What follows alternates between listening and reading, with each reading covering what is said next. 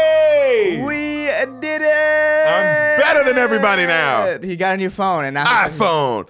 I'm better than you. I'm better than you. I'm better than God. You don't have an iPhone, you broke bitch. You're right. Sometimes 3-camera really goes to a man's head, huh? I mean, do you have 3 cameras? I don't. Shut the fuck up. I don't. What's up, Beaners? Hey, welcome Denver Beaners. Denver. Oh, shit. That was a great weekend. Probably, hopefully. We're filming this before Denver. God, what if somebody killed? Yo, what if somebody murdered one of us? So then it would be like, damn. Dude, the numbers we would get on this episode if one of us got murdered. Pretty okay, probably okay. It could help us out. We could maybe get another couple hundred. No, we probably wouldn't be ads level yet. Nah, yeah, two people would have to die. Both of us have to die. Yeah, one of us. One day we'll be ads level, guys. One day. Yeah, and then you guys will hate it. And we'll love it, because ka-ching, baby, bags. Hey. Shout out to Native Brand for giving us a bunch of cool hats and stuff. This is look how dope this hat is. Look how dope this shirt is. Look at this. It says, what does it say, son? Cincinnati Harambes. You guys get why that's funny? Yeah, You get why that's funny, right? Because the ape died. He died. Oh, we killed him. Also, but it's also a kind of a Bengals logo, which makes it It's fun. the same color as the Bengals. It's the same color as the Bengals. Got the stripes on the dead gorilla's face, and that's what makes it fun and light for the family. Check out Native Brand. Yo, Native Brand, they have great, cool shit. NativeBrand.com. Look them up. They're awesome, Native Brand. Right. And that's not a fucking ad, not an by the ad. way. We're not getting paid That's for not that. an ad. That's just, you they- send us free shit? Yeah, we'll shout you out. That's how it works on Spoil the Bees. Yeah. Spoil the Bees, baby. Hey, All right. we do things different. Before we get into this week's movie, The reason you're here. I watched Fox and the Hound. That was last week's movie. Oh yes, I watched it, and I liked it. You liked it, buddy? It was the most adorable movie. Feels like it's going to go bad for a little bit. Yeah, you know what it is? Because people are like, whenever someone talks about it, people always remember it as like a sad movie. It's not. It's not. It just feels that way. You know what it is? You know why? My theory is that people, when they watched it as a little kid, and the idea of you and your best friend not hanging out anymore is so sad. Because at the end of it, they're best friends, but they don't hang out anymore. That's the whole point. That's the whole point. But you know what I mean? Like the idea of that to a kid who's only had like one best friend his entire life. Yeah. And they're like, oh, no, I'm just going to be with my best friend forever. This is my best friend. Or you're a kid who bounces around all the time. Oh, yeah. And you relate to it still. Yeah. Just differently. Yeah. But I think that idea for a kid is so sad. Yeah, man. It is. I don't know. You're right. Maybe because that is the whole movie is about like how friendships are bullshit. I don't think that's what that's The about. whole movie's about friendships are all dog shit and you fucking can't trust anybody. No, I mean, you definitely can't trust anybody. Yeah. But no, I don't think that's what that was about. Yeah? No. I think What do you think it was about? It's just about how friends, you grow apart, but you can still be friends. You know what? You know what it was really about? It was really about work. When you get a job,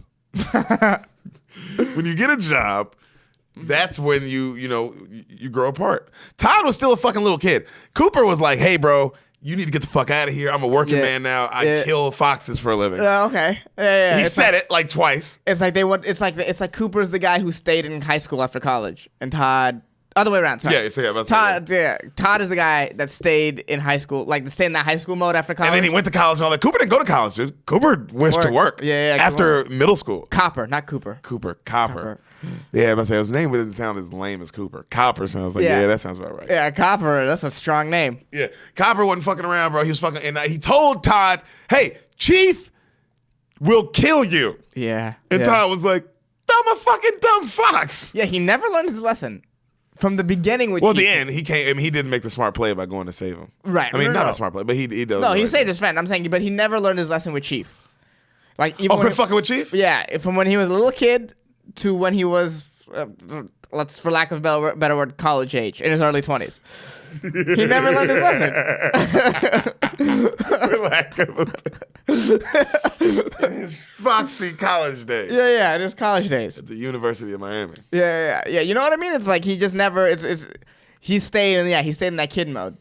Yeah. That's because he wasn't allowed to be who he was too. He was like, this lonely widow taking him in and was like treating him like a dog. Widow? That how funny was that? Great line. But in terms of writing, like just him yelling widow, what that gives away about her and why she's keeping a fox. And it's mean. And it's the meanest thing to say. It's the meanest thing to say. It's like it was really that's as far as dialogue goes. That's some of the best dialogue. But they said a lot with one word. Yeah, they said everything. They let you know everything about this woman.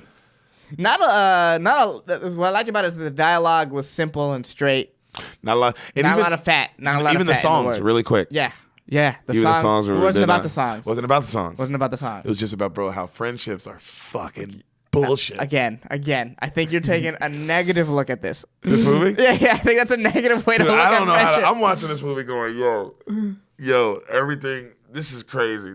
You know, they were friends for a day. They're friends for a day. Well, it moved very quickly. I'll agree with that. The pacing of this movie was awesome. I like it though because they were friends for 2 days. They were friends for 2 days, not a day. They were friends for 2 days. Yeah. And then the third day, things go bad and he leaves. And he's gone for a long time. And then he comes back. And it's really technically only their 4th day together. Right. Oh, wow. Yeah. And then Todd goes and lives in the motherfucking real woods for a little bit, which is crazy. Well, that's where he ends up. He ends up in the real woods. Yeah. With the fucking Big Mama playing matchmaker. That was a great scene. Yo, Big Mama. Playing matchmaker? That was a great scene. With that, when he called her a dumbass woman. Yeah. Just out of nowhere. Yeah, Jesus Todd. Christ. Yeah, angry as much.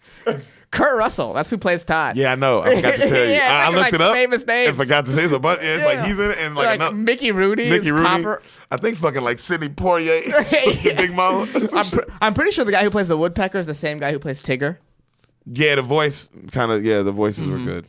What'd you think of the little birds and the caterpillar? Like all the side characters? Great side story. That was a great B story. It was fun. It almost felt like really like a long TV episode or something. Yeah, it felt like a long, where you're supposed to learn something on a TV episode, like a PBS kind of thing. Yeah.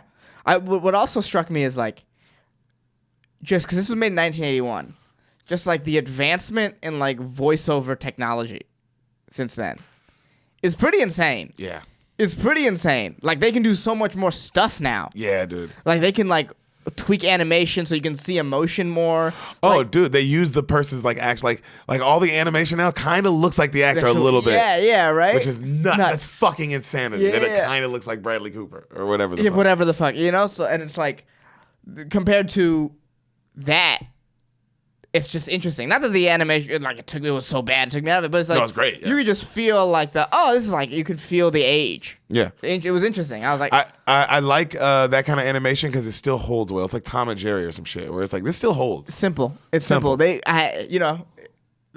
with animation like that, you can't use big words or like big. You know what I mean? You have to get your concepts out a little more simply. Yeah.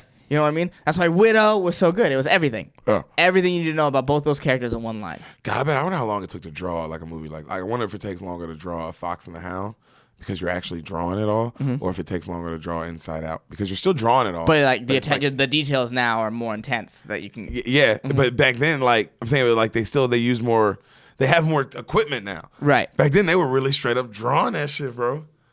By hand. Yeah. I wonder how long. Yeah, I wonder. I wonder if I would love to ask a person who's in that world, man, what takes longer, bro? Doing some old school shit, or doing some new school shit, doing some Zootopia shit. I don't know anything about the animation stuff, bro. I don't know anything about that. Yeah. And neither do I. Only thing I know is I got a motherfucking iPhone, nigga, and I'm better than you. Get your iPhone game up. You know what I'm saying, bro? This is what it feels like to be a god. That's Fox and the Hound. Should have been got one of these phones. What up? Beaners. This is your intermission right now. Before we get into the episode you are here for, really quick, thank you for listening. Yes, we love you. We do. Please subscribe to us on YouTube. Rate and review this podcast on iTunes. Please rate and review. That stuff matters. We could use the help, and we would appreciate it. Yeah, tell your friends about the podcast. We know you love it. Tell your friends about the podcast. We know you love it. You keep going back and listening to old episodes. That's how we know you love it. We appreciate that. And follow us on Instagram at Spoil the Beans, and then you can find our individual Instagrams. We're linked on everything. Follow Derek us from Poston, Sanamad. Yeah. Yeah. Oh, and shout out to Greg Scamato for making our theme music. If you want some more samples from him or maybe help from him, check out gregcanhelp.com. Yep. Yeah. And now back to your future presentation. Hey. Hello, you goddamn beaners. Hey, you beautiful people. Back beaners. WBB. We got some dates. I'm sorry it sounds stupid. We got some dates. We do. That we do comedy, because we do stand-up comedy. We do.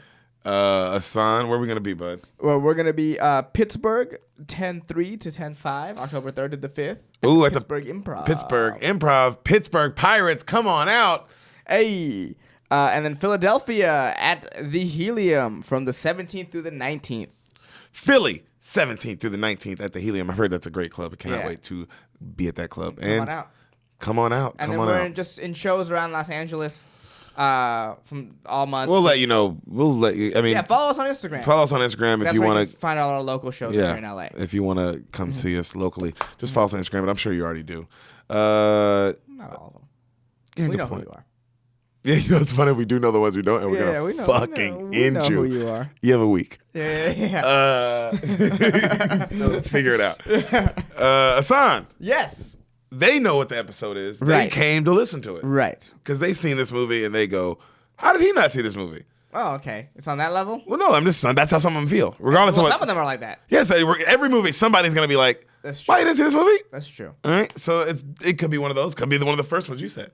But before we even get into it, really quick, can you tell me what you think happens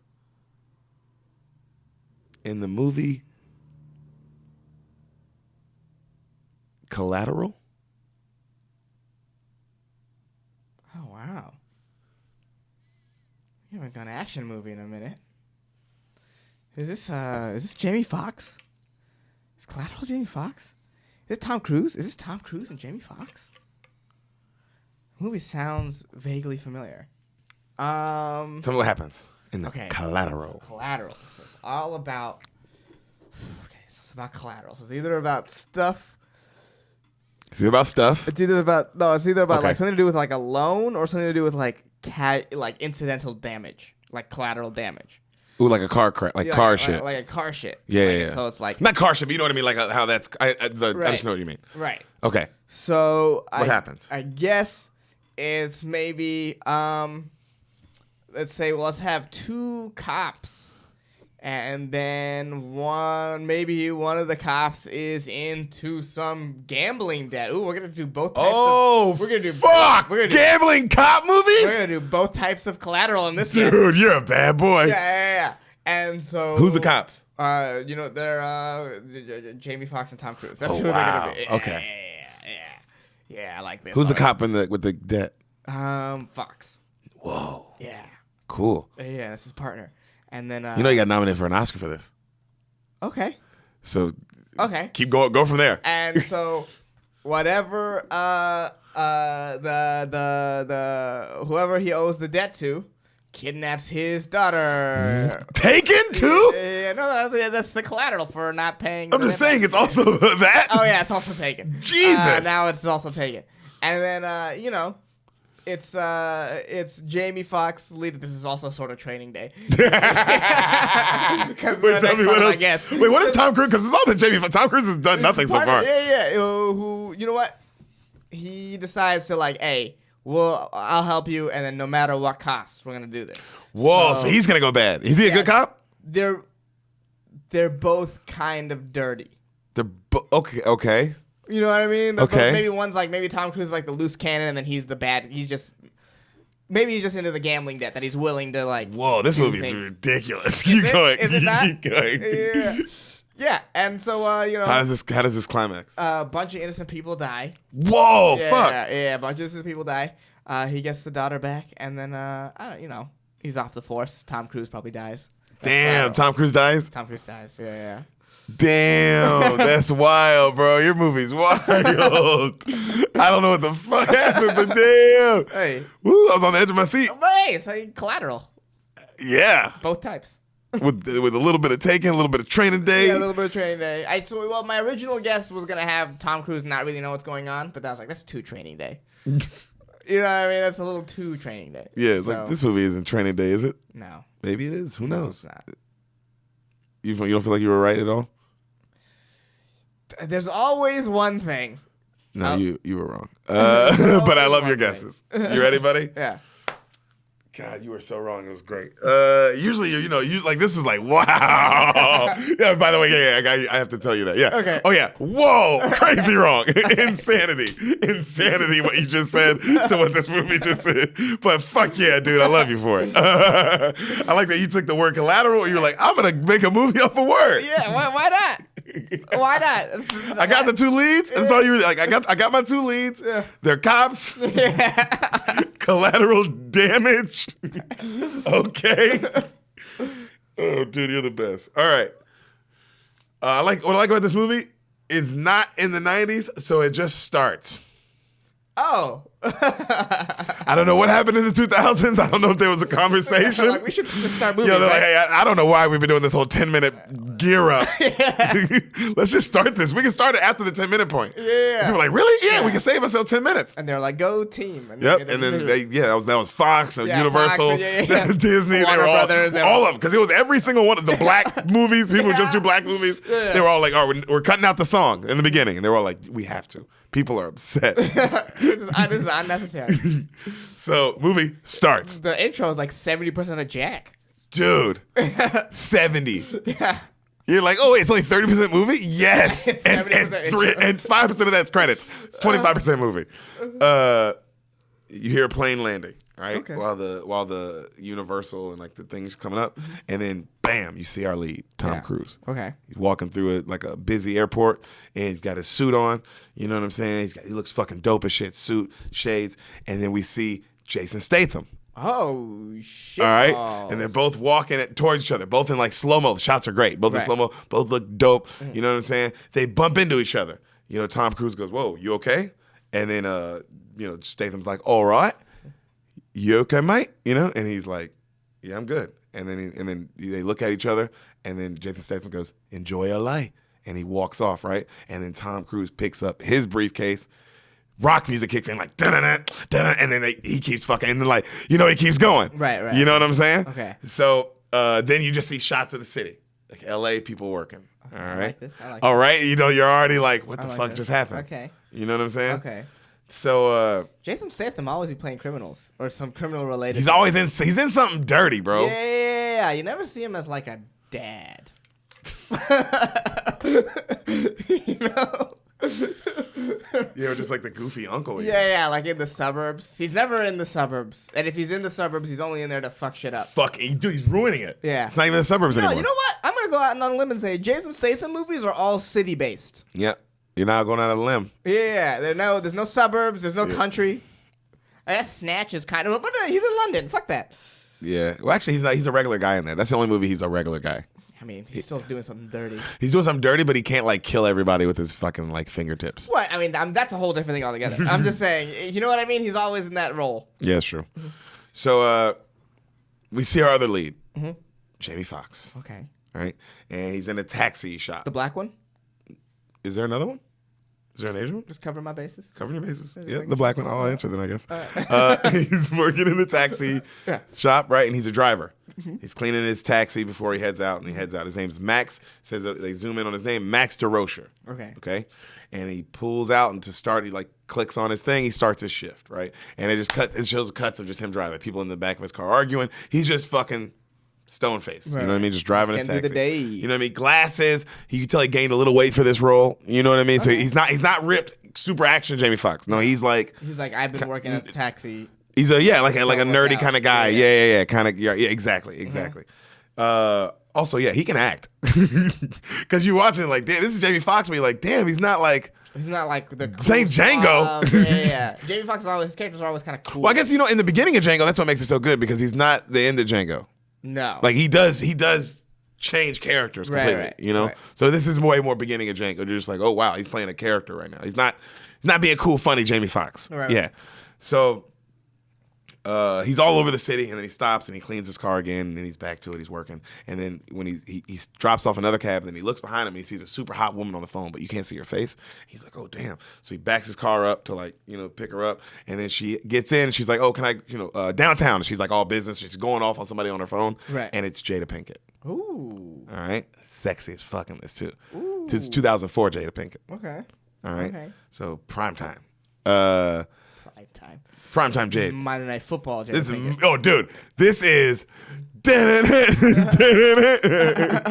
All right, so she tells him where to go. She's like, we're gonna go to somewhere downtown LA, and then she tells him how to do it. Right, like she's all like lawyer like, do it, go this, like take the 10 to the whatever to the third to whatever, and then he's like, like he doesn't want to say anything, and then he finally goes, I think it'll be a little faster if we, take this street to this street, and and then take the freeway. And then she's like, she's like kind of goes off like whatever, how would like kind of brushes him off, and then he kind of laughs, and then like goes, all right, yes ma'am, we'll do what you say, yes ma'am. And he keeps driving. He doesn't like, and then she like hangs up, and she's looking at him, and she's like, well, you want to bet or something? And then he's like, yeah, I mean, what do you want to bet? And then she's like, all right, you tell me. He's like, all right, well, if I'm wrong, you get a free ride. And she's like, all right, deal, let's do it. She's like, let's go your way then. And he's like, okay. And then he smiles, and like some love music kicks on, and then like he turns the car, right? And then as the car goes on, it goes a little bit farther, she's like watching out the window, and she's like, and she goes, all right, you're right. I'll admit it. Okay, whatever. And like she gives it to him, right? And he kind of laughs. He's like, no, I just got lucky with the lights. She's like, no, you didn't get lucky with the lights. You knew what you were talking about, and you were just being cool about it. Like, and then they start talking, and then he says something like he just kind of flirts with her and makes her smile. They start talking about music, and then he makes her laugh, right? And then she like laughs. But he's being subtle, Jay, not like funny. He's being real subtle and kind of just like dorky and kind of cute, Right. And then she asks him about his personal life and what he wants to do, and he's telling her like how he wants to, how he's been saving up to start his own limo company. He just drives this cab part-time, but that's what his real intentions are, his real goal. He's going to work up and start his own limo company. And then he asks her what's it like to be a lawyer, and she's like, how the fuck do you know I'm a lawyer? And then he like pinpoints everything about her. He's like, I drive people around all day. I know everything about I can people. Yeah, and then she's like, oh wow, she's just impressed by him, and then he makes her laugh again, right? So she tells him she's working a big case right now. All right. And then they talk a little bit more, like he goes to drop her off, like they stop, and they keep talking about her job. And then he's like, are you nervous about this one? He looked like on edge, and she's like, it's just the night before the case. And he's like, oh, what does that mean? And she's like, oh, it's just, well, I have this routine where, I'm always nervous the night before the case, where I'll go and I'll go in the night before, and I'll think I'm going to lose, and I'll go look at all my notes, and I'll think that none of them are good enough, and I'll think, oh my God, I didn't do anything, I didn't do enough, and then I'll cry, and then I'll compose myself, and then I'll start looking at all my notes, going over them all one by one, and working, my way to make sure everything's fine, and then in the morning comes, I know I'm completely prepared and I'm ready to go. Man, people's routines are great. Dude, I loved it. This is a great movie, by the way. I should mention that. This movie's fucking unreal. I feel like if you get nominated for a couple Oscars, you probably hit on something. Yeah, you probably hit on something. Right, you probably did something right. Yeah. Also, I like that I like when Jamie Foxx is doing something out of his element. It's like, ooh, you're not being... Yeah, you're being this nerdy this different kind of character. Yeah. You know what I mean? But yeah, Jada Pinkett, I like that too when she was saying, because it is like, oh yeah, people's routines. Because doing stand-up, everyone has their own routines. Baseball, you see it in so many weird things. Like James Schrader, you know how he does like jumping jacks? Yeah, James, our friend, he's a comedian, very funny. James, he does soap commercials now. It's hilarious. But he's hilarious. And yeah, he does like jumping jacks and like leg toe touches and shit. Eleanor stretches. You're a little weird. Shit. Yeah, people do their own thing. Chappelle Lacey sings Oasis and cries or whatever he does. You fucking weird white boy. No, I love that guy too. Hilarious white dude. Black comic. He's so bad. He's gonna be like, fuck this guy. We love you. So he's telling her when she's about to get, he's like, man, you know what you need a vacation. She's like, vacation? When's the last time you had a vacation? He's like, I take a dozen a day. And she's like, what? And he's like, my favorite spot. And he pulls down his visor, and he has a picture of like a little island on his visor. And he's like, I go here whenever I'm stressed out, sit there for a couple minutes, and then I'm, back to work or whatever. And then he gives her the picture, and she's like, I can't take this. He's like, come on, it'll help you. While you're working tonight, just get your stuff done. She's like, thanks, Max. She smiles. How that'll come back into play later. She gets out. Yeah. He sighs to himself, right? She closes the door, and he's like, and he's like, fuck, right? He puts his head down, and he's about to drive off. He's like, God damn it. And then he hears, and he rolls down the window, and then she gives him her number, and she's like, look at that. In case you ever want to investigate a Fortune 500 company or, just argue cab routes or something. And then he laughs. And he's like, yeah. And then she's like, waves, and then she walks off, right? And he's like, holy shit. What the fuck? So she's leaving. As she's leaving, we see Tom Cruise walking down another building, like the same building she's entering. Okay. And then they go up the escalator, and he's coming down, and then they pass each other. Okay? They don't look at each other, they just pass each other. Right. All right? So he's coming out. As he comes out, Jamie's still looking at the number. Tom Cruise walks up to Jamie's cab. He's like, yo, you working? Jamie's still like, And he's like, whatever. And he walks off. And then as he walks off, Jamie goes, hey, yo, hey. And then he's like, hey, come on, man. I'm sorry. Come on. And Tom Cruise looks at him. He's like, come on, man. For real. Come on. It's all good. Come on. He slowly gets in, and then he gets in, all right? And then he's like, where to? And he tells him where to, and then they're off. Well, Jesus, this whole time I've just been waiting for the turn.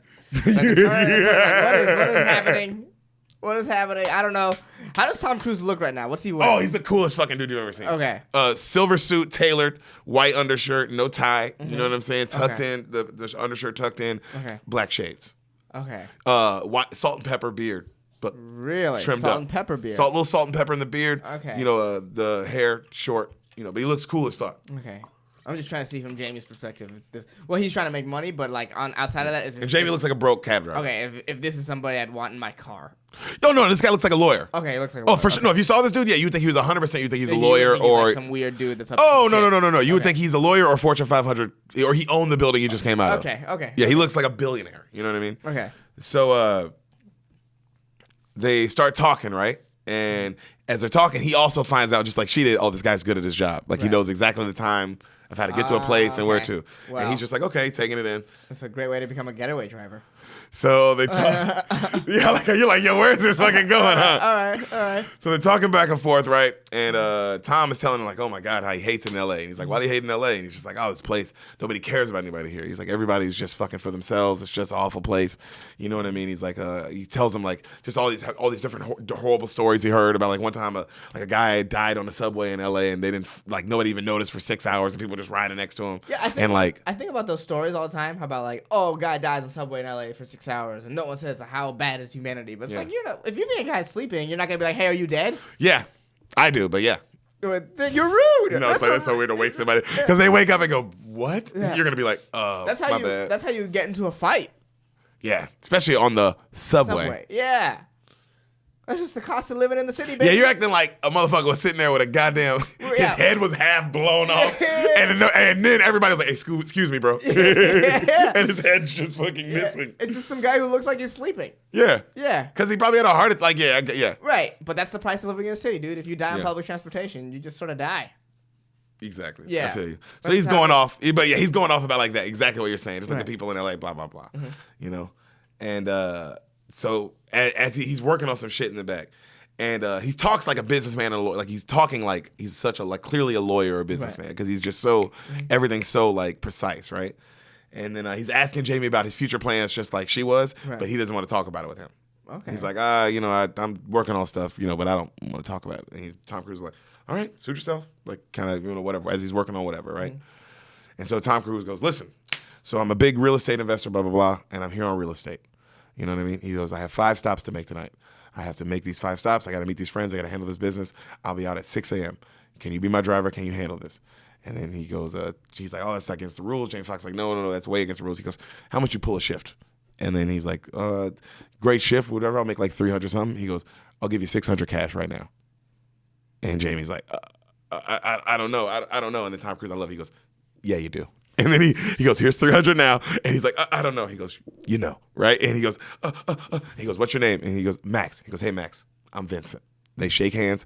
And he goes, well, Vincent, I can't park here. He goes, I'll meet you around the back. Just go around the back of the building. He's like, okay. So he goes around the back. Mm-hmm. All right. If the money is that easy, it's too good. It's too good. You know what I mean? It's too Our good boy Big Brown told us the other day when we were in where were we? What city were we in? Houston. Ain't nothing free. Ain't nothing free, bro. Even because we're gonna see people offering free shit, and then we see it's like, oh, it ain't really free. It comes with like a price tag, not like money, but like his ear, his time. Yeah. You know what I'm saying? Yeah, and then like he has his attention. Bro. Yeah, free shit ain't free. Free shit ain't free. Free shit ain't free out here, bro. It's always something. So it's like, man, 600 to just drive you around. I mean, it's hard to say no to that because you're broke, but you gotta know, like, oh, I'm about to get into some bad shit. Yeah, bro. So we see he turns, like because Tom leaves. He turns and he's like. Can I guess how long this movie is? Yeah. 2:15. No. 1:58. Oh, wow. Right under 2 hours. That's why I liked it. Okay. Like, perfect. For an act. You know what I mean? For what this is? Like, perfect. This seemed like a 2:15. No, they didn't go too long. They didn't go too long? Right on time. That's probably why it was nominated for Oscars and stuff, because it was like, I mean, it's fucking tight. You Tight, know. yeah. So also Sam watched it because she was like, how the fuck I never see this? And I was like, some of these great movies like this slide by people somehow. Well, because even though they're great movies and they're like Well, big, like critically acclaimed movies. Right, but Yeah. it's like a lot of movies like this, where if it doesn't win the Oscars, I think a lot of people kind of miss it. Somehow they miss it, yeah. Even though it was up there, clearly a caliber movie, but it just. But it just maybe the other movies that year were just. You know Who knows? Yeah, 2004. I'm sure some great stuff came out. Just in terms of like public consciousness, that's like when Finding Nemo came out. You know what I mean? It like, was. There's like bigger. Yeah. Like bigger movies. Even though this movie had the 2 box office juggernauts in it, Right. You know what I mean? Mm-hmm. But so he turns as Tom Cruise gets out, and he goes, and like Tom Cruise left his briefcase in the back, and he goes, "This guy is definitely not from around here." You know, because he just left all of his shit in the back, right? So he pulls out a sandwich and he starts eating it in the piano. He's listening to the classical piano. We see Tom walking upstairs toward a room. Jamie's just eating his sandwich. Slow motion, you see a body fall. Crashes right on this cab. Oh no! Oh shit! Oh shit! What the fuck? He gets out. Oh my god! What the hell, man? Damn, you all right? Are you all right? Dead guy on a car. Yeah. You know? Tom runs out. He goes, oh, yo, man, he fell in the cab. He fell in my motherfucking cab, man. Oh my god, he fell in the cab. I think he's dead. Tom goes, yeah, good guess. And he looks around and he looks at him, and Tom is calm as a motherfucking cool cucumber, baby. Calm as a cucumber. Calm as a cucumber, dog. Calm as a cool cucumber. Calm as a cool cucumber, nigga. Yeah, That's the calmest you can be. He was like, calm, like, nah, nigga, like a cucumber. That's the calmest motherfucking thing out there, dog. So he goes, you killed him. And then Tom Cruise goes, no, I shot him. Bullets in the fall killed him. And he goes, Gangster. oh, the turn on, because you go, oh, this nigga's intense, bro. Yeah. And then he looks at him like Jamie goes to run, and he pulls the gun on Jamie. And he goes, Max. And he goes, be calm, put your hands up. And Max, he goes, pop the trunk. What? Pop the trunk. And he goes and he pops the trunk. And Jamie's just freaking out. He's like, and he grabs his wrist. And he's like, the guy's twitching, man. And he grabs his wrist, and they put him in the trunk, right? Okay. What? This is kind of training day. You think this is training day? Like so far, a little bit. Just a little bit in the sense of like one guy is being forced to do something that he doesn't kind of want to do. Yeah, but one guy is like... One guy, like... The dynamic is The training. dynamic... I don't know. I don't see it just because... This guy completely. The other guy was like in the work. Like this guy was just a cab driver. Just a guy. This guy's literally just a guy. Yeah, I'm not saying it's exactly training day. I'm just saying like the dynamic is similar. I didn't see it. Okay, well I see it. So. Okay, I like that you're trying to get it in there, but I don't know. So they're using water bottles and they're rinsing off all the fucking blood off the cab, right? And they're trying to patch up the car, and then Jamie Foxx goes, "Hey man, just take the cab," and then Tom Cruise goes, what? He goes, just take the cab, man. I'll chill. They never know who's driving these things. They never fucking check. Look, just take the cab. And he goes, you promise you're not going to tell? And James Fox, of course I'm not going to tell. I'm not going to say anything. Yeah, man, I won't tell. And then Tom Cruise looks at him and goes, get in the fucking cab. And Jamie's like, you took the money, man. You took the money, bro. The money. You are in this. You're in this. You are in this, dog. Yeah. So right then, we see a young Mark Ruffalo. Oh. The Hulk. He pulls up to the building, right? The building they just left. And he has young, slick, like his hair's all slicked back. It's all black. And he's knocking on the door that Tom Cruise just had. He's like, yo, Ramon. Ramon. And then he kind of pushes it open and he sees there's clearly a little bit of a struggle inside. And he's like, what the fuck? He pulls his gun out and then he notices the broken window and then he looks down and he's like, there's water all on the ground. And he's like, what the fuck? And then he calls it in and he's a narcotics officer. He's a narcotics officer, all right? Ruffalo, copping it up. He's not the Hulk this time. So. Still a good guy. Yeah, he's a good guy. Well, maybe. You don't know? Maybe. So Jamie is panicking in the car. Clearly, full on panic. Right. Just trying to hold it together, right? Tom Cruise, real calm, focus on the job. Drive. He tells him the next stop. And he tells him if he stays calm, they'll make it through this tonight. And there's 700 cash ahead of him now, right? And he goes, and then he's like, yo, this isn't my job. He's like, yo, just keep breathing. Stay calm. The shots are really intense. They're making Jamie, like, they're really shaky. Right, when they're on Jamie? Oh, yeah, because they're just letting you feel like. what he's feeling. Oh, yeah. The director, Michael Mann, amazing, because you just feel it. You feel it. So Tom tells him. Man or woman. Sorry, yeah, Michael Mann or woman. Either director. Yes. Both are great. Yeah, equally. I hate that we have to say that. Yeah. So Tom tells him, yo, this wasn't in the plan, but you got to adapt. This is what we're doing. Darwin, you know, blah, blah, blah. He tells him like all this shit. And he's like, we got to roll with it. And then Jamie's like, what did that man even do to you? And then Tom goes, what? Nothing. I just met him. He goes, you killed a man you just met? And then he goes, you know, you even care? Who was he? And then Tom Cruise starts going off about Hotel Rwanda and like how a bunch of people died there. He goes, do you know any of those people? Do you give a fuck about that? What are you talking about? There's just one fucking dead guy in L.A. And he goes, but if it makes you feel any better, yeah, he was a criminal. You happy now? And then he's like, oh, so you're just taking out the garbage? You think you're better? Like, that's what you do? You just take out the garbage? And he laughs. He goes, yeah, I just take out the garbage. Right? Yeah. Tom Cruise is a bad motherfucker, bro. Yeah, and also Jamie Foxx. Hey, don't question this guy. He is a serial killer. Yeah, what do you think you're gonna? Because if he's an assassin, yeah, that means he's a serial killer. Yeah. Also, you're not gonna get on the. You're not gonna get on. It's wrong time to get on your moral high horse, huh? Just sort of wait a little bit and just do what this guy says, and hopefully you just come keep out alive. driving. Yeah, just keep driving. Shut up and keep driving. So he's driving, and then right then you hear whoop whoop whoop whoop. They get pulled over. Mm-hmm. Tom Cruise goes, get rid of them. And he goes, what am I supposed to do? They're fucking cops. And then he goes, get rid of them. And he goes, yo, please, Vincent, don't do anything. And Tom Cruise goes, don't let me get cornered. And then he turns, and Jamie turns, and he looks at him, and he goes, you don't have the trunk space. And then the cops are walking up, and then he's like, please don't do this. And then Tom Cruise real quietly, they're probably married. Probably got kids. And he goes, I'll take care of it. Please. And then they go, hey, you know what? We pulled you over, sir. Your whole window, your back, everything's all smashed. Your car's smashed. And then one of the cops notices, he's like, yo, there's blood on this. And he goes, what's going on here, sir? And he was like, oh, I hit a deer. And they go, you hit a deer. You know, those city deer. And he goes, the cop goes, oh, you hit a South Central deer? He goes, yes, sir. That's what we hit. You just ran right in front of the damn thing. He goes, huh? He goes, well, why are you still carrying a passenger? He goes, oh, well, I was heading that way, and I hadn't got any rides, and I needed the money. And he goes, well, this is unsafe. You know, we can't have you out here with a car like this doing, you know, still picking up rides. Pop the trunk, we'll tow you, blah, blah, blah. And he goes, and then you hear like him go, get rid of him. And then he goes, is it necessary, sir, blah, blah, blah. He goes, pop the trunk. And then Jamie goes, please, officer, I need a break. I really need this cab fare. Will you please just let me go this time with a warning? And he goes, sir, step out of the car. And then he looks at Tom Cruise. I'm sorry about this, but you too, sir. Step out of the car. Tom Cruise gets out. You can see he has the gun on the hip. He's about to fucking pull right then. Officer dispatch, we need you we got a 213. We need you right now, 213. And they're like, oh, shit, we got to go. And he goes, sir, you take this car right back to your garage, okay? And then they run and whoop, they take off. Jamie literally having a heart attack. Right. He's still, I mean, it's Tom Cruise obviously doing all the cool shit, but Jamie still just with the acting. Yeah. Oh, yeah. So he goes, all right, take me to the next stop. So he takes him to his next stop, right? He leaves his briefcase still in his car and stuff, Tom Cruise, but he zip ties Jamie to the wheel to make sure he doesn't go anywhere. All right? Right as he's about to leave, Jamie gets a call from dispatch. Like, Max, hey, Max, we're looking for you. Hey, Max, we just got a call from the cops saying you were in a car wreck or some shit. Max, where are you?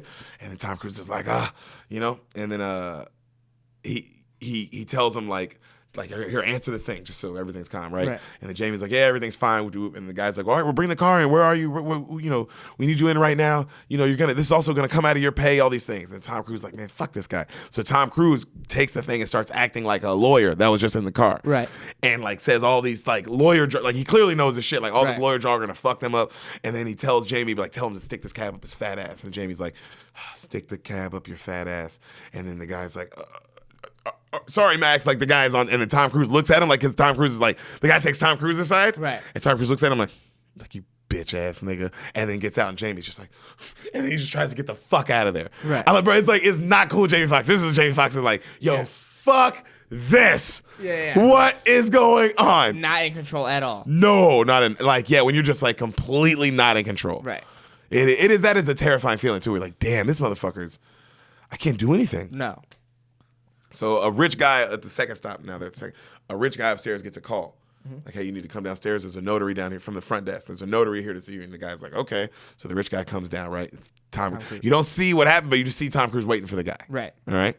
So Jamie is just honking the horn with his head. And he's flashing his lights. And he's trying to get people to notice. And these, like, two guys notice. And they kind of run over, and he goes, oh, hey, yo, I'm stuck in the cab. Stuck in the cab. He's like, yo, I got to get out of here. And they go, yo, what's going on, bro? And he tells him, like, yo, there's a guy inside. He's fucking killing everybody. Please, you got to let me out of here. You got to let me out of here. And the guy goes, yeah. And he looks around, and he pulls a gun on him. He goes, give me all your shit, motherfucker. And then Jamie's like, are you fucking kidding me? Are you fucking kidding me? He's like, bro, I'm fucking zip tied, you know? And the guy's like, yeah, you motherfucker, that's right. And then he takes all like Jamie's wallet, and then he reaches in and takes the briefcase in the back too. All right? And Jamie's like, fuck. And then the two dudes start walking off. And then right then, as they're walking off, you hear, hey, homie. And it's Tom Cruise, and he's walking up real calm. He's like, where you guys going? And they're like, what's up with you, motherfucker? And they pull the gun on him. He's like, whoa. Bam, bam, bam, bam, bam. Like John Wick, nigga. Like, you know what I mean? Just real quick. And then he walks up. He's like, this is my briefcase. And then, bam, another one in the guy's head. Grabs Jamie Foxx's wallet, gives it back to him. Jamie Foxx is just like, what the fuck, bro? Right. Also, it is dope, nigga. Like, when he does it, it's like, damn, bro, that if you could pull a gun like that, like that quick. Yeah, that's some Western shit. Yo, that is. That's like, some, like, damn, and it wasn't no ain't big enough for the 6-shooter. two of us. Yeah, bro, that was a motherfucking 9. Yeah, bro. Just bam, bam, bam, bam. Handgun. Puts two in the chest and one in the head of everybody so far. Right. Just 2 in the chest, 1 in the head. A trained assassin. Oh, bro. So, the double tap. Who's been to a shooting range twice. Oh yeah, you gotta know. It's hard. Oh, this is insane. I can't imagine. Actual marksmanship, dude. What the fuck? I had this one of my cutouts that you shoot at was a guy. Terrorist? No, actually that was available though. It was a guy holding a woman hostage, right? And you have to. Can you get a woman holding a guy hostage? Huh? No. I'd love to get a woman holding a guy hostage and then still kill the guy because fuck men. We're not that progressive. Yeah. Okay. Yeah, but it's a guy holding a woman hostage, and you have to kill the hostage. You have to kill the guy the guy with the knife who's holding the woman hostage. And I buried 5 shots in the woman's chest. I just couldn't get it. That's because you hate women. No. I couldn't. You hate women. No, that has nothing to do with that. Yeah, it has everything to do with that. Don't hate women, but also. You shot her in the chest 5 fucking times. Yeah. Seems like you didn't like her that much. I wasn't trying to shoot her in the chest. I'm just a bad shot. That's what this whole thing was trying to illustrate. How hard it is to shoot. No, this is a story about how you want to murder women. No. You're fucking Ted Bundy, dude. No, I don't want to You're murder a fucking murderer of women. No. Have you been reading my diary? Yeah. Oh. About how you want to go to Florida State really, really bad? really, really, really, really bad? Yeah, I just like the Seminoles. I think that's a great mascot. Yeah, I bet you do. Yeah. So you can do, oh, in a woman's fucking chest. You serial killer.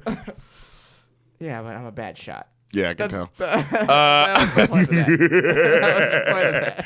I kind of wish I never told the story. Well, why? Because you murdered a woman? Well, fictitiously, yeah, I totally killed her. Yeah, dude. Yeah. And he's fine. No. One of the shots definitely would have hit him. He's still fine. Couple of them. Nah, he probably died. I probably still got the job done. I just had a little collateral damage. Full circle, baby. Nice shot. Well done. So they're at a gas station, right? And they're pumping up the fucking shitty taxi. Right. And Vincent's getting on Max. Right. He's getting on him for attracting attention. He's like, man, the more attention you attract, the more people you're going to get killed. That was on you. Right. You know what I mean? All that was on you. Yeah, I was thinking like, damn, that was Jamie Foxx's fault. I mean, I get it also. I want to get out of that situation too. Look, yes. I mean, I'm not mad at him. I'm not mad at him, but it was his fault. Yeah. Yeah. I mean, also, it was the 2 dudes who robbed his fault. They could have helped him get away, and they would have just all got away. I think they would have died. I think Tom Cruise would have found them before he could have really got them out anyway. Either way, those 2 people were going to die. Helpers or hurters. So he gets on him, but he goes, hey, I got some good news, Max. We're ahead of schedule. He looks at his watch. He's like, we got some time. He's like, you like jazz? And he's like, what? Not that much. And he's like, oh, okay, well, a guy told me about this great place, and we have a little time to make it there. He's like, I'll buy you a drink. And he's like, what? So cut to Ruffalo. He's studying the first murder, and he's telling the guy how, like, he's talking to these cops and telling them how he was undercover, but he with this guy, and that's why he's trying to figure out, like, who killed him, whatever. That's why he showed up there. He was undercover, but now he's like, what the fuck? So case is done. He's arguing with this other cop about where the body might be. And one of the guys says, like a guy comes up and they go, we were talking to a neighbor, and they say they spotted a cab out here with 2 men that were walking around it for a little while, pouring something, a liquid on it, and then they drove off, And they're like, oh, okay. And then they start talking, and they're like, oh, what do you think? And then the guy goes, I don't know. And then Mark Ruffalo goes, I don't know, but there was a story about this cop in Oakland. He said there was a cabbie. That night, he goes around the whole town, kills 3 people, and at the end of the night, put a bullet in his own head. And that cop in Oakland never believed it was the cabbie. He's like, I don't know. It just made me think of that. That's what he says, right? Ruffalo, right? It's like, oh, damn. Also like, damn, if you're a trained assassin. Yeah. Damn, what a way to get around the town. You're setting up a guy to take a fall. Yep. Yeah. Crazy. Mm-hmm. Training day. You're setting up a guy to take a fall. Cut to the jazz club. Right. They're watching. Jamie's kind of like, he's not into it, but he's also, I could tell, a little terrified for his life. Right. Probably a little hard to enjoy the music. Yeah. Clearly at this point, you're like, oh, I'm not getting $700. I'm going to die. There's no way you're not thinking that. Yeah, you're definitely, it's in your mind. Yeah. Tom's loving it. He's like literally like just loving the jazz, right? So he's talking about how as he's watching, he's talking to Jamie about how people play it safe their whole life. People have the same life for 10 years, same job, same everything, won't do anything different. And he goes, and that's why that's why I love jazz, because it's all about improvisation. You have to do something different. You have no choice. You know what I mean? And then he asks a waitress to come over. He goes, who's that on the trumpet? And she goes, oh, that's Daniel, baby. And she goes, he's the owner. He goes, wow, never seen anybody play like that. And then he puts a tip on the thing. He's like, please invite him over. I'd love to, after a set, I'd love to buy him a drink. And she's like, of course, honey. And then they're watching him, and he's just fucking killing it. You recognize that actor. I don't know his name, but he's a black actor that you've seen in a bunch of stuff. So later that night, they're talking to him, and the dude's telling them both stories. He's just telling them stories, and he's telling them about the night he met Miles Davis. He's like, Miles Davis walked into this club, brother. He's like, I was just a young kid, and he was the coolest man on the planet. He's like, I was in my late teens or early 20s, and he's like, before you know it, Miles walks in, he has a drink, and you look up, and he's just up there jamming with the band, man. He's like, he was just up there, he was just coming to hang. It's like basically like Miles, somebody coming to do an open mic and Dave Chappelle pops in. Okay. You know what I'm saying? That's level equated of like. Right. It seems very comedy story. Yeah. Where you're like, what the fuck? I can't believe he just walked in and just jumped right up. Right. And he's playing and he's killing it. And then he goes, and then they're like, wow. And like, you can tell Tom Cruise is like, holy shit. And then he goes, the guy goes, it was so scary, man, because the dude was so focused. I've never seen anybody more focused in my life. And then Max and Vincent are just like, oh. He goes, and then one time I played with him for 20 minutes. And they go, whoa. He goes, yep. And they go, how'd you do? And he goes, he carried my ass. He sure did. And then they go, Tom Cruise, did he say anything? And he goes, he said one word, cool. And then they're like, wow. And he goes, I knew what it meant. It meant good, but not ready. I wasn't ready yet. But when you are, look me up. And then they go, wow, did you ever look him up? He goes, no, I couldn't. I got drafted. Pause. Imagine you're a great jazz player. You're a great comic. Dave Chappelle tells you, you got the fucking goods, man. You're fun. Just keep working. Hit me up. He goes back to being Dave Chappelle. He leaves. You're like, wow, I'm going to do this. I'm a fucking great comedian. I'm going to do this. And then you get a letter saying you're going to North Korea. And you have to be like, well, damn. That's what's even crazier. I think it's like you, at least for Vietnam, you watch the draft on TV. You watch that shit happen. You watch that shit happen. You watch it say your name. Yeah, or anyone who ends in the letter, da-da-da, or whatever the fuck. Or however the fuck the draft works. I can't even begin to imagine. I can't begin to imagine, but I can't begin to imagine where you're like this, where you like actually had a dream. Like that shit fun. I was just like, damn, bro. Yeah. And you're doing it. It's also like he's doing it. He was out playing. He was out. It wasn't like he was like, oh, I want to be a jazz player. It's like, no. He was out doing the thing. He was out doing what he had to do. And you have to fight a war in which you don't give a fuck about. Yep. And so he got drafted. And he goes, and by the time I got back, my time had passed. And he goes, tells him how, and then jazz had passed, and it just wasn't what it used to be, and the clubs weren't selling out like they were, and just is what it is. And then Tom Cruise goes, holy shit, what a great story. And they go, yeah. And they're all quiet. They take a drink. And then Tom goes, man, I got to tell the people in Coolacan and Cartagena that story. And then things get real serious. And then the guy goes,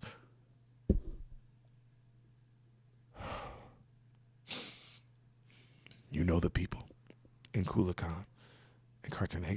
And then Jamie Foxx is like he's realizing like, oh fuck. Yeah, bro, this is my favorite scene in the whole movie because I loved how Tom Cruise did that. Like it was like, damn, he was actually a jazz fan. It wasn't like, oh no. Right. But he was also like. He was also working.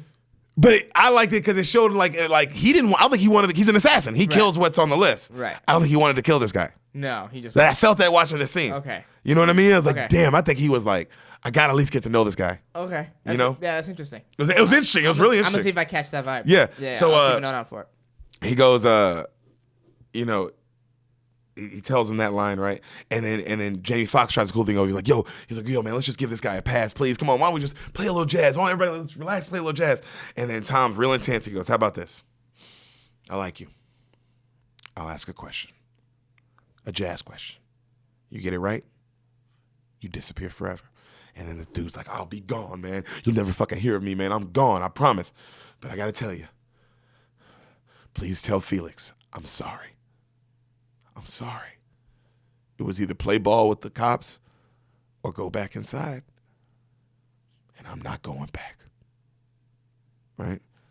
Okay, unraveling the story a little bit. I love how this dude, that's why he didn't get to get into music. I mean, the draft, that's what he said. Draft happened, life passed him, but the time passed him by because he probably got into trouble, this, that, and the third. And then, you know, you look up and you're 30, 40 years old and you can't get back in it. Like if you left stand-up for 20 years, it'll never be the same. Maybe I can own a club and play a little on the side, but I ain't in the game no more. No, the game's done. The game passed you up.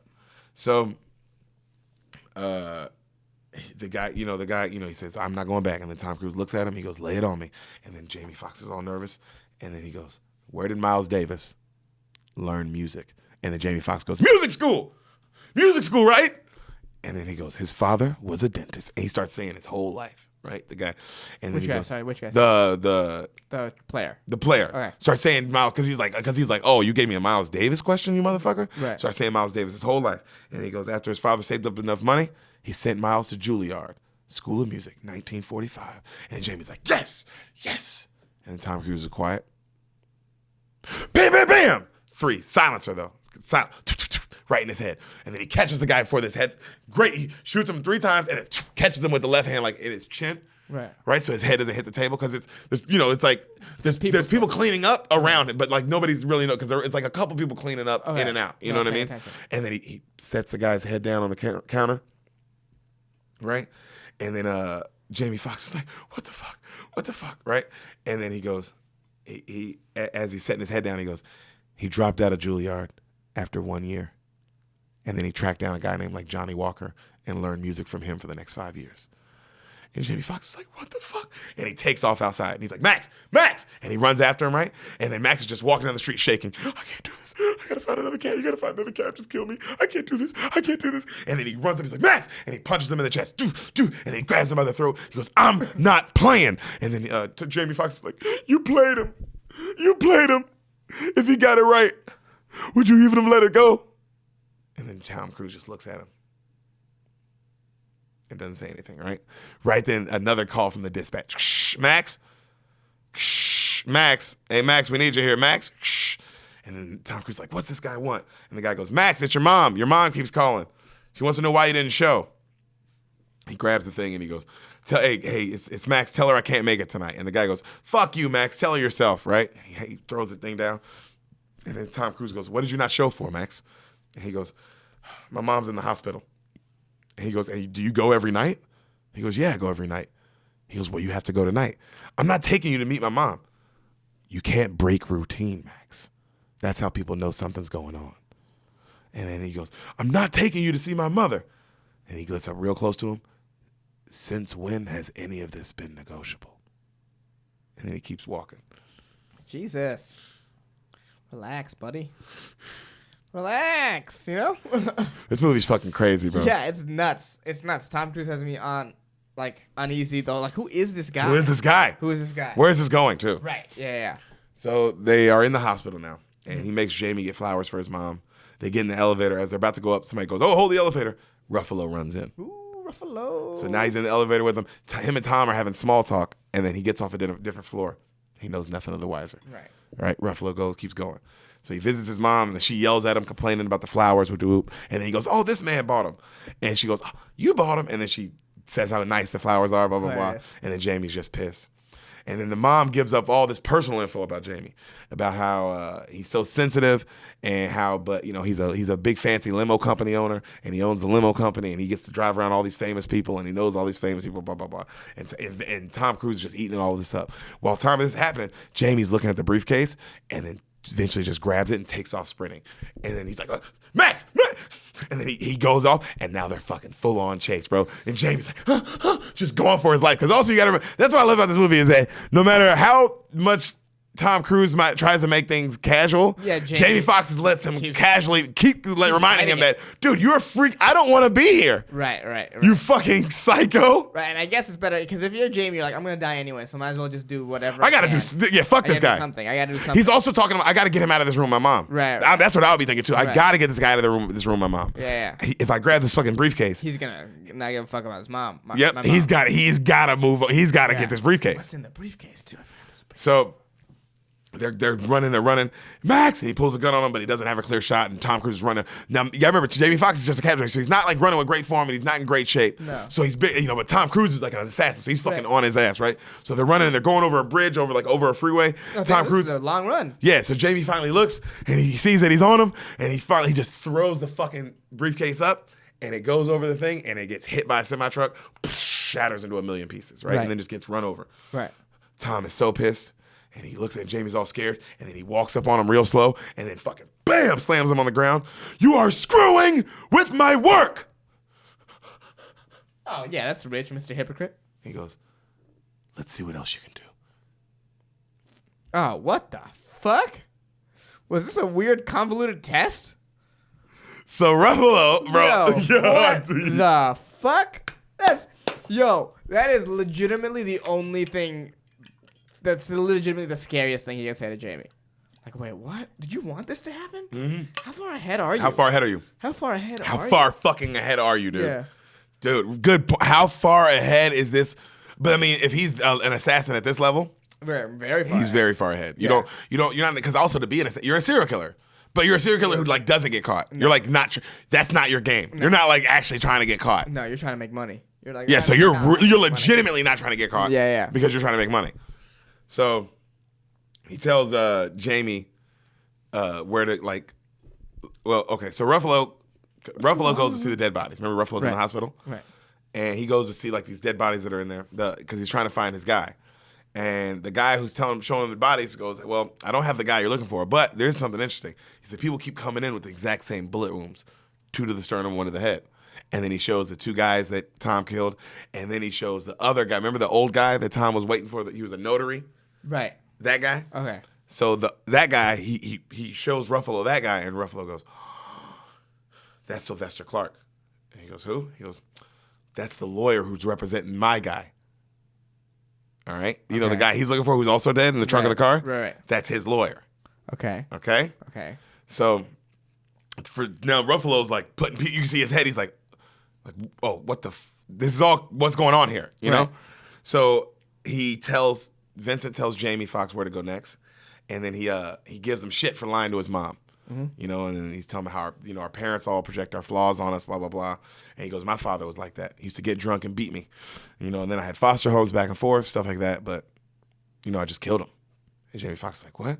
And he's like, I was 12 years old, and he busts out laughing. Tom Cruise, first time he laughs. What's the laugh sound like? Tom Cruise laughing. Okay, I was hoping you'd imitate it.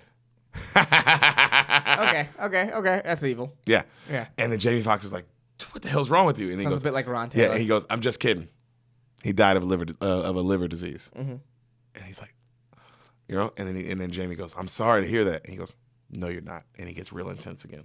It's like, bro, I love it because Tom Cruise also murders this movie. Yeah, Jesus, murders it. But he plays just a badass assassin though. Villain. So he gives it's cool. He very rarely plays a villain. How often is Tom Cruise a villain? This movie, Rain Man. I guess depending on how you look at it. Have you seen Rain Man? No. You've never seen Rain Man? I've only seen like parts of it on TV. Oh, okay, so you've seen enough of that. I've seen. He plays. It's Dustin Hoffman. He's a retard. Yeah. Is he like taking advantage of Dustin? Is that his whole thing? Yeah. Yeah. And then he comes to it in the end of the movie as a good guy, but he's a bad guy the whole movie. Okay. Yeah. I guess also in Tropic Thunder. Oh wow, yeah. He's a hilarious bad guy, but he's kind of a bad guy. But I wouldn't consider that. Yeah, he's more just great. Yeah, that's a cameo. That's a real deal. Like, oh my God, Tom Cruise is in this movie. He kills it. Yeah, but no, he's a straight villain. He's actual. This is where he's actually the bad guy. So you know what's crazy? What? That's probably part of the reason why people didn't see it. Sometimes people don't like it when the thing isn't the thing. When Tom Cruise isn't the hero, you know what I mean? It's like that. Yeah. That's part of it. I wonder also. I'd have to watch an ad for this. We'd have to see how, because I don't know how they mark. We'd have to watch a trailer. I don't know how they marketed it. Yeah, we don't know. I don't know if they marketed this as. But I mean, it was definitely memorable. I remember the movie. But I wonder. I knew enough. It was Tom Cruise and Jamie exactly, Foxx, but you didn't remember. So I wonder how the trailer what did they make it look like? Like what did they make it look like it was gonna be? I mean, I think it still did great at the box office because I saw it in theaters and then Right, but I'm just saying it didn't obviously it didn't. We're talking rape about like the box office. Yeah, well, I have words. Are fun. The words are fun. So it gives Max more shit about the limo business. Right. All right. He's just giving a shit about blah blah blah. Why you're not starting it? You're wasting your life. And then they get to the next destination, and then he goes, "Give me your wallet." And he goes, "Why?" And he's like, "Give me your wallet, Max." And Max gives him his wallet, and he goes, "I'm gonna hold it for you in case they search you." And he goes, "What?" He goes, "You're gonna go in there. You're gonna ask for Felix." And he's like, "Wait, who's Felix?" And he goes, "I don't know." He goes, "What do you mean?" And he goes, "Max, you destroyed my work.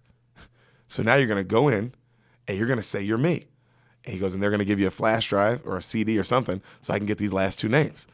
And then he goes, "What? But you go in." And he goes, They don't know me. I'm not screwing that up. No one knows what I look like. I'm never going to risk that." He goes, "So you're going to go in." He goes, "But if I don't pull it off," and he goes, "They're going to kill you." He goes, and if they kill you, I'm going to leave here. And on my way out of town, I'm going to kill your mother. Tom Cruise is not fucking around, bro. He goes, "I can't do this, man. I can't do this. I can't do this." He goes, "Well, look, take comfort in knowing you never had a choice." Jesus Christ, dude. Yo, Tom Cruise is for real a villain. This ain't no oh, these are corny lines. Like, nah, nigga. No, these are like real deal bone chilling lines. If someone were to say this to me, I'd be like, "Oh, what? How the fuck did I end up here?" Dude, don't kill my mom. Don't shit are you doing? So Jamie's terrified, and he's like, "Come on, man, please, quit stalling. Get out." Jamie gets out. Cops are watching this place in surveillance, right? Mm-hmm. And they notice Jamie Foxx coming in. They're like, "Who is this guy?" And they're like, "I don't know. Like, just mark the time." Mm-hmm. And Jamie walks up, and he goes, "I'm here for Felix." And then security looks at him. They're like, "We don't know him." And he goes, Tell him it's Vincent." And then they look at him, and then they let him in, all right? So Ruffalo comes up to the cops that are watching surveillance, and he's asking them about all the murders tonight and if they've heard anything. They're like, "No, we haven't heard anything. We haven't seen anybody coming out of this club." And then Ruffalo notices a cab the roof is all beat up, like parked outside the thing. And he's like, "Who is that? Get that license." And he gets the license for it, right? Right. So right then, as they're talking, the cops notice, one of the cops, he says out loud who died, and then they notice, oh my God, it's 3 witnesses that are all on the case for this Felix guy. You know, the guy that he's going to talk to right now? Right. There are 3 witnesses who are all in this that are going to put this guy away. Okay. Okay? Okay. All coming together now? All right. You caught up? Yes. Okay. You need anything else? Who's Tom Cruise? He's the guy who is gay. So, Felix. Allegedly. Yeah, they don't want to. Yeah, don't take our podcast down. Yeah, Jesus, don't. Yeah. Who's the guy who's gay in South Park only and not in real life? Not in his butt. Yep. So Felix asks Jamie why. Felix asks so he's this gangster. He's this Mexican gangster, right? Right? The Felix guy. Why are you here? And then Jamie goes, I lost the stuff. And he's like, you lost it, my friend. You lost it, And then he goes, yeah, I'm sorry. He goes, sorry. Sorry doesn't put Humpty Dumpty back together, Well, nothing could put Humpty Dumpty back together. And he goes, do you believe in that kind of stuff, Humpty Dumpty, Santa? Mm-hmm. And he goes, no. He goes, let me tell you a story. Mm-hmm. And he tells him a story of Santa and Pedro el Negro, Black Peter, right? Mm-hmm. And he goes, so Santa, he'd handed all the gifts to the good kids, and he had what he wanted to do with all the bad kids. He left Pedro el Negro in charge. Mm-hmm. And what he would do is Santa would give him the list of all the bad kids, and then he would go and give them like a little donkey or whatever, right? Like a little toy donkey, and that's what they'd get. He goes, now, what do you think would happen if Pedro el Negro told Santa he lost that list? Do you think Santa would be fucking furious? How furious do you think Santa would fucking get? Right? Mm-hmm. And then right then Jamie Foxx, he's nervous, and then a guy behind him has a gun like pointing at him and like on his hip, like holding it. And Jamie Foxx goes, tell your boy behind me to put his gun away, or I'm gonna take it from him and I'm gonna beat him to death with it. And the Felix guy kind of looks like this, and then they go like this, and he goes, I had to ditch the stuff. I had to save your bitch ass. I picked up a tail. And they go, who? Was it federal? Was it police? Was it this? He goes, I don't know, but I had to do it to save your ass, didn't I? And he goes, you think that's what I want? You think I wanted to come up here? Shit happens. I had to roll with it and adapt. I got 2 names left. And then the guy goes, can you finish tonight? And he goes, in 6 years. Earlier, he asked Tom Cruise how long. He goes, Tom Cruise goes, quit stalling. Right. He goes, how long have you been doing this? Can you give me more information about yourself? He's like, I've been doing this 6 years. Quit fucking stalling and get out of there, right? And he goes, I've been doing this 6 years. In those 6 years, have I let you down? And the guy goes, no. And then he hands it to him. He hands him a flash drive. God damn. With the last 2 names. Pull that out your ass. Pulled it out his ass, bro. Ooh, some people are just good under pressure, man. Oh, well, yeah, if you the will to live is a motherfucker. Yeah, it really is. So as he gets up, he goes, oh, by the way, for all your troubles, I'm going to offer you a discount. 35% off for all my services. Hilarious. Fuck you, Vincent. What a subtle fuck you. Hilarious. What a subtle fuck you, though. Hilarious. Right? Yes. Because it's like that's you don't find that out till way later. Yeah. You're like, oh, well. You're like, why the fuck is it so low? Yeah. Man, me, straight Tom Cruise, got fucked on this deal. So also, he looks at the Ramon guy and he goes, by the way, Daniel, the trumpet guy, right. He told me to tell you he was sorry. And then the guy goes, interesting. And then he walks off, right? Mm-hmm. And then he calls his boys over and he tells them to follow him. Right. And he goes, if anything goes wrong in the next 2 kills, kill him. You know what I mean? Mm-hmm. So he goes back in the car. Tom is so impressed. He's like, wow, you actually came back. And he goes, yeah. And he gives him the flash drive and he goes, on to the next stop. He plugs it in and Jamie's like I love the acting because you can tell he realizes like, oh, fuck. Because he's all proud of himself, and then it's like, oh, wait, I'm what? Still on this fucking journey of hell. Hell journey. I just made it worse. Yeah. Now we got to keep going. Well, no, at least he saved his mom. Yeah, he did save his mom. Yeah, he saved his mom. Yeah, because that was the deal. That was the deal. So it's not necessarily getting worse. It's just back to bad. Yeah. So the cops are all going off about the cab, and they're all going off about Max because now they got the name of this guy, they got the license, they know who it is. They got his picture, and they're wondering how the hell is this guy the killer? They're like, he's killed how many people tonight? And that doesn't make sense. And they're like, he's been a taxi driver for the last 12 years with no other aliases. He's never been to jail, no record, like nothing, no priors. Right. They were saying this guy all of a sudden he killed people, and they're like, and then the other cops are like, Ruffalo's like questioning it, going, this doesn't make sense, blah blah. Right. You know, the other cops are always like, oh, we got our guy. This is our guy. He's the killer. You know, who knows? Who knows what he is? Probably he's just some serial killer, psychopath, whatever. You know, or they're like, this guy is dead and he's in the trunk of the car. And they have some other guy. And it's another guy who looks like, you know what I mean? But either way, you know, we're gonna go. And the Ruffalo's like, I don't buy it. I'm sticking to my Oakland cop story. Ruffalo. The Hulk be knowing. Hulk's always smart. Dude, Hulk, yeah. Hulk is legit always smart in movies, usually. Yeah, and he had glasses in the last Avengers, if that doesn't prove how smart he is. So, the cops find out solid logic where Vincent is going next, right? A club called Fever, because that's where one of the last witnesses is. Okay. And all the cops, they're loading up, blah, blah, blah. And they're like, yo, we got to get the witness out and then take down the Vincent guy, who they think is Max. So Vincent and Max, they're stopped at a light, right? As they're stopped at this light, Jamie Foxx is all nervous. Vincent looking out a window. These coyotes walk by the car. And then slow rock music starts playing. And what I remember about the shot, because I was watching the behind the scenes for this movie once, this actually happened. This was, they were doing the filming. And it just coyotes walk by, and they were like, and the director, Michael Mann, said it fit. Or woman. Because there's a shot where Tom Cruise and this coyote are just staring each other down. Right. Also, I love like, damn, that's what makes great actors is like, bro, they know how to like. They stayed. Especially if they're in characters like this, they're doing real movies. Right. Like they're like, they don't fucking break, bro. He's about to show this coyote who's boss. They just they just fucking like connect. Yeah. Not even a boss. He sees them and goes, damn, like they just look at each other and it's like a long shot. You know what I mean? But I always remember that from behind the scenes that like the director like because that is cool because like would that shot mean anything? If I didn't know that, I'd be like, whatever. But knowing that, it's like, oh, I get why the director kept that in now. Because it's like, bro. Show something. And it's like, it was real. Yeah. It was real. He had a real moment. And when you watch it, you're going to see him like, damn, this is a real moment. Because you see Jamie Foxx and Tom Cruise, they're really reacting like, damn, look at these coyotes. But they're reacting in the characters. It's like, oh, good acting, bro. So. It's also smart of them. It was a smart decision for both of them not to break. Like, they both didn't break. They both didn't go, what the fuck? Hey, coyotes. Yeah. That takes something. Yeah.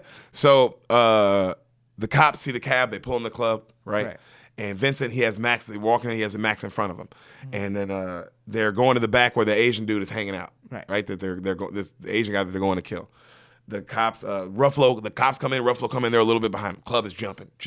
So finally, Vincent finally sees his mark, right? And he tells Max exactly what to do. He's like, I want you to go this way, 15 steps forward, and then to the left. And Max is doing it, and then he's clocking all the security. Tom Cruise is like just clocking them all, seeing where they're all at, and then he works his way through taking them all out one by one, John Wick style. Bam, bam, bam, bam, smashes a dude's face. John Wick for bam, sure. bam, In bam, a club. Bam, yep, breaks a dude's leg. Bam, bam, bam, fucks another guy up, The only right? way this could be more John Wick is if one of these guys was Tate Fletcher. And oh damn, no, that was dope though. Good, one of them's not Tate Fletcher. They should have been though. 2004. I don't know if Tate was around like that. No, Tate was probably young as shit. Probably like playing football or some shit somewhere. Yeah, whatever his career was. Wasn't he a fighter? Wrestling or fight. Yeah, I don't know. That's what I'm saying. I assume all the fighters either played football coming up. Okay, or like we're always. Or fighting. wrestling. Yeah, or some kind of like fight. Wrestling or football. That's usually what they do. Not a lot of them play basketball. No, none of them are really baseball players either. Yeah. So they Gymnasts. really. Like he has a guy like with a gun. He's walking towards him, right? Mm-hmm. You know, Vincent. He's holding one of the security with the gun. He's walking towards his mark, and the cops they see him and they try to get him out, and they see Max, and they go, Vincent, freeze! And then all the other like security for the Asian guy who are like the guy who's clubbing, like he has his own security, and they all pull guns out, and then of course just people just start shooting, right? And one of the cops gets hit in the leg. Everyone's screaming. Everybody's trying to get off the floor. A guy next to Jamie gets killed, and Jamie Foxx realizes, oh shit, they're trying to kill him. Right. And then right when a guy's about to kill him, Vincent like bam puts two in a couple cops and like saves his life, and like looks at him too to like let you know like I just saved your fucking life, motherfucker. Right. I didn't have to do that. Right. You know, Ruffalo, as this happened, comes and grabs Max. And he grabs Max. He goes, I gotcha. And Max goes, I'm just a cab driver.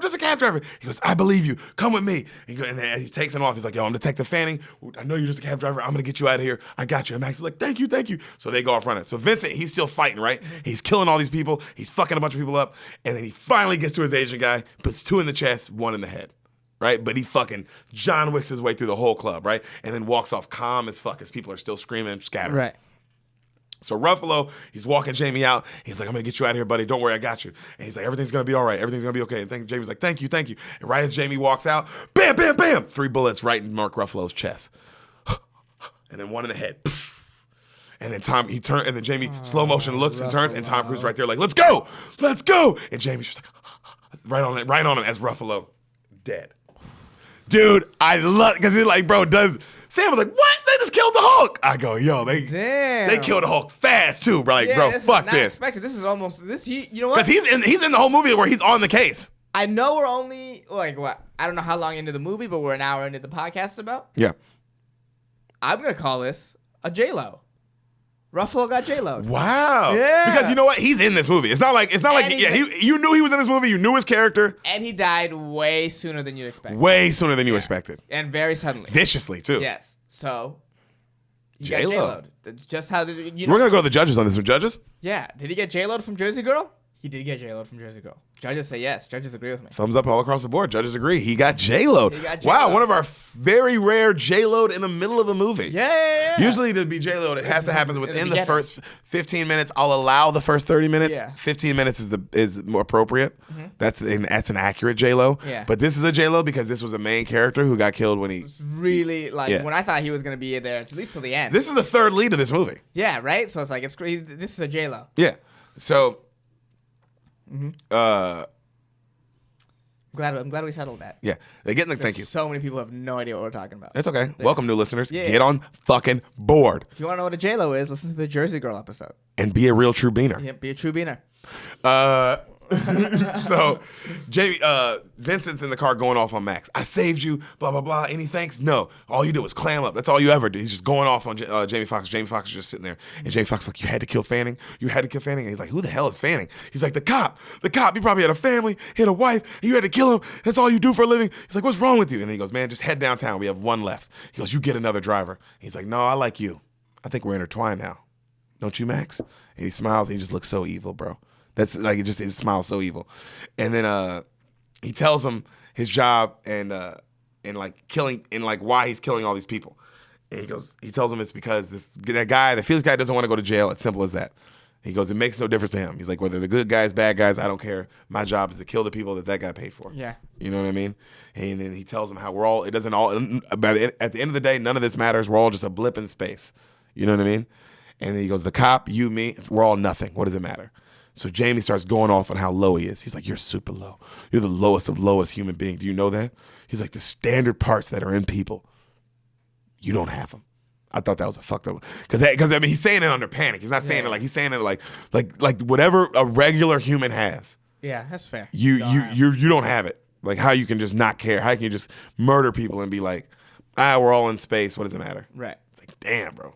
That's some fucking conscious. That's some compartmentalizing like a motherfucker. That's how you become a great assassin. You got to think like that. To be a great assassin. Oh, for sure, dude. Yeah. And you know who also thinks like that? Probably Kobe Bryant. Kobe! Probably. That sounds like a Kobe mindset. Oh, yeah, dude. Yeah. Fucking, you don't think Kobe, two clicks to the right, isn't just the greatest serial killer of all time? Yeah, right. Take his brain, click it 2 to the right. Yeah, and he's this guy. Yeah. This guy is Kobe Bryant. Yeah, dude. Oh, wow.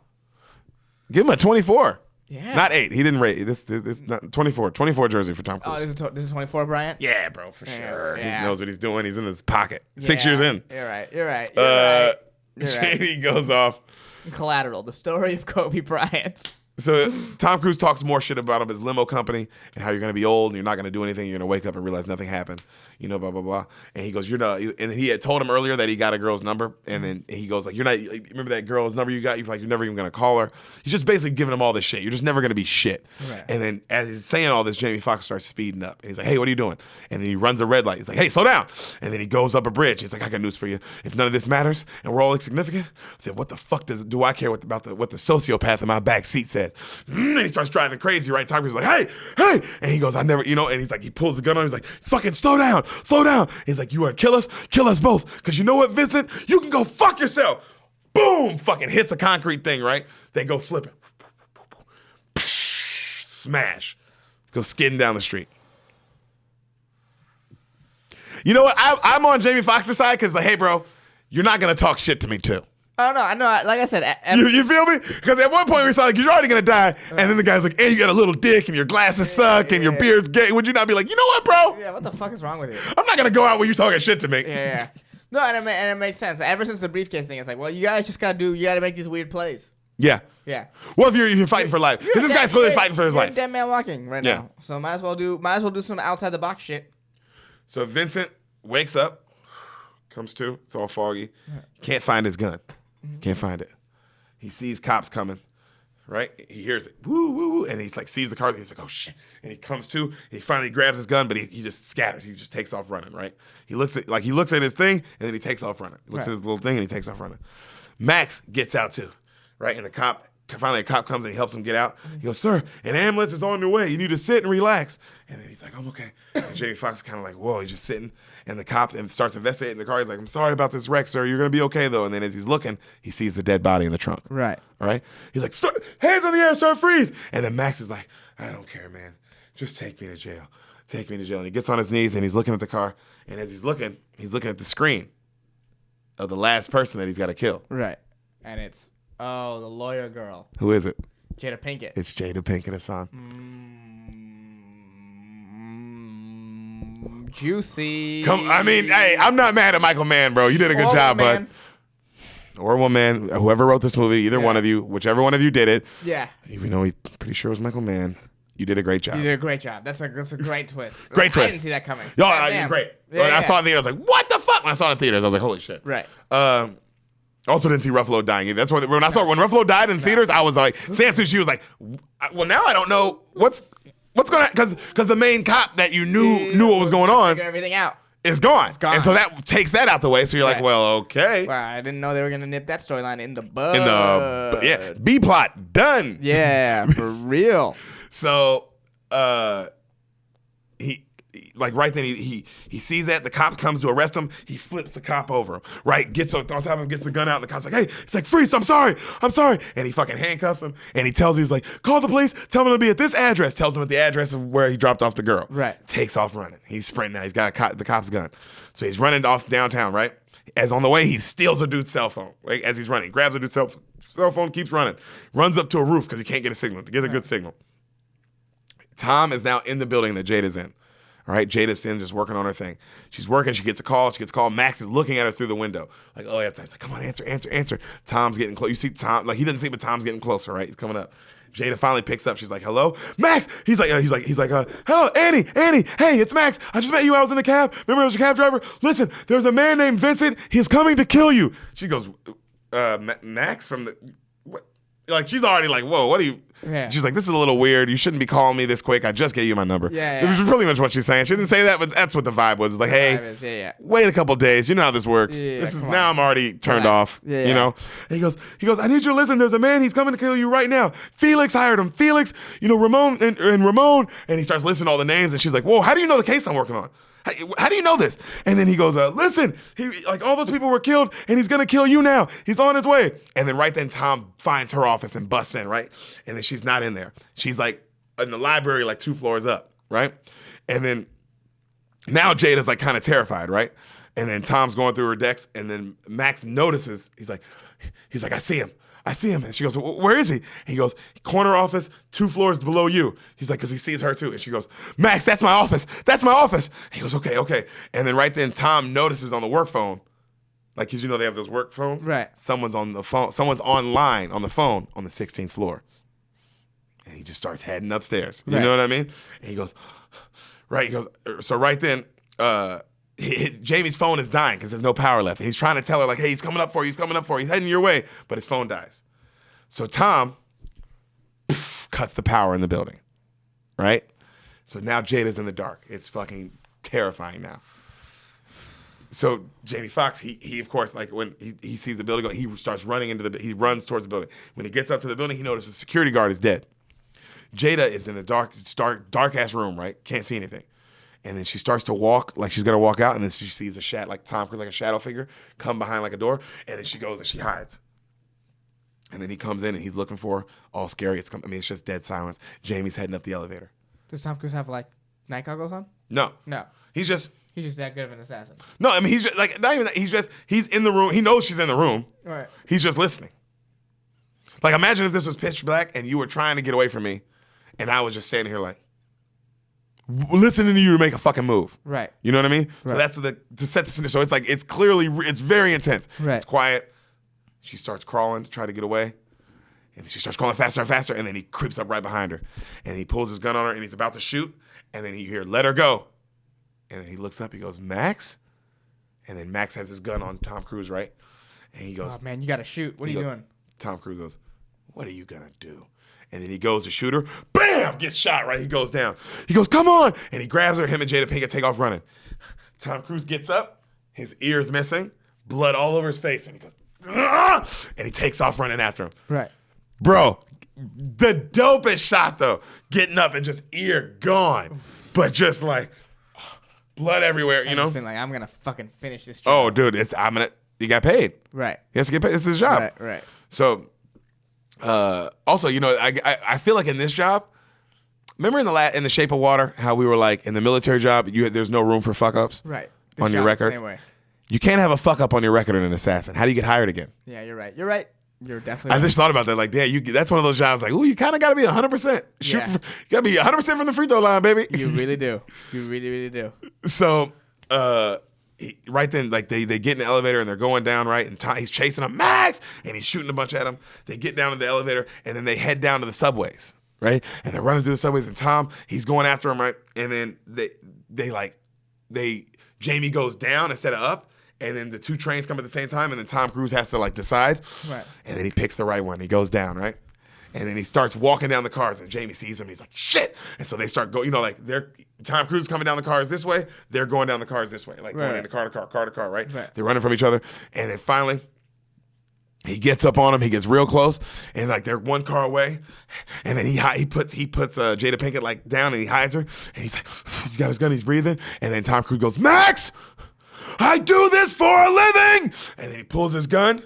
And then Jamie Foxx comes out and he sees him, and they're like looking at each other, and then the lights go black, and then Jamie Foxx steps to the right. And then his eyes are closed and they start shooting at each other. And all you see is the lights from the gun. Pow, pow, pow, pow, pow, pow, pow, pow, pow, pow. Click, click, click, click, click. And then the lights come back on. Door opens. Tom Cruise drops his thing, goes to reload. And he stops. And he drops his gun. And then the camera pans back and you see he was shot in the chest. And Jamie Foxx opens his eyes He's good. And then Tom Cruise, he sits down. He looks up at Jamie, and Jamie comes and he sits across from him. And him and Jada Pinkett, they're just looking at him. And they're just staring at each other. And then he goes, hey, Max. A guy gets on the MTA in L.A. and dies. Think anybody will notice?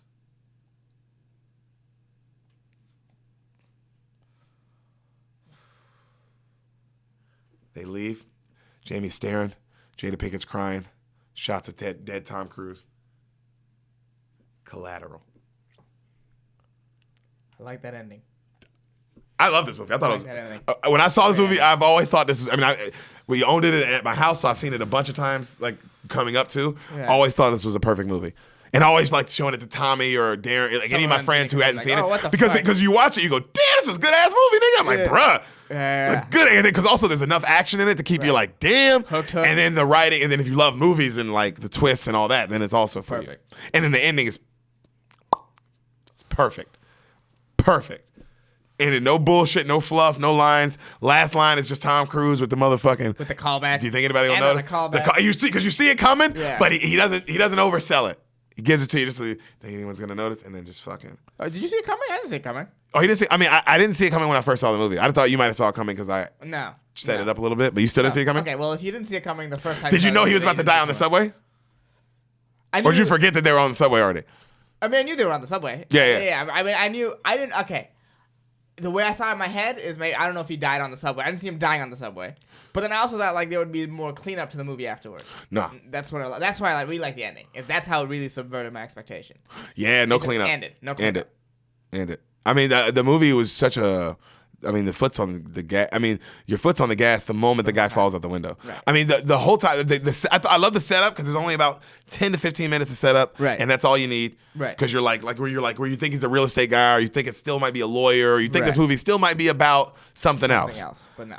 And then the moment that body falls, you're like, oh.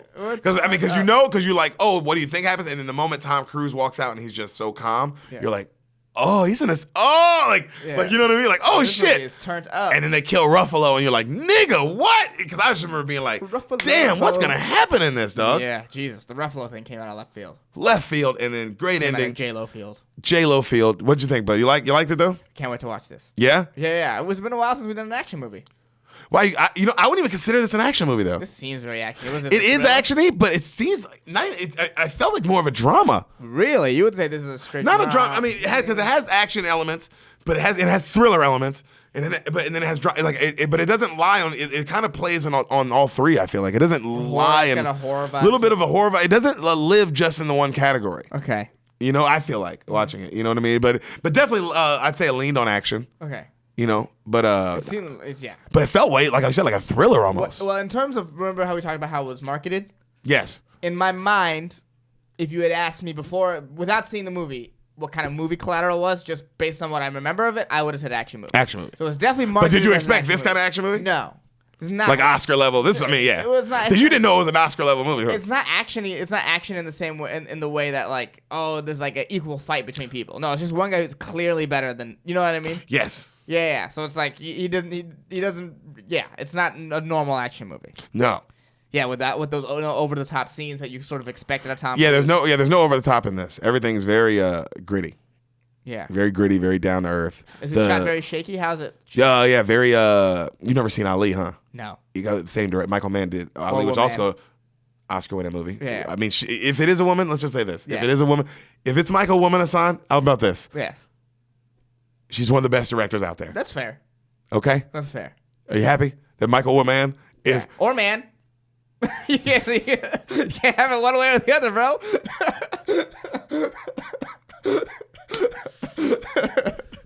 We'll do Ali one day. That's Collateral. Everybody, this is a fucking another big. God damn it, I hate this guy.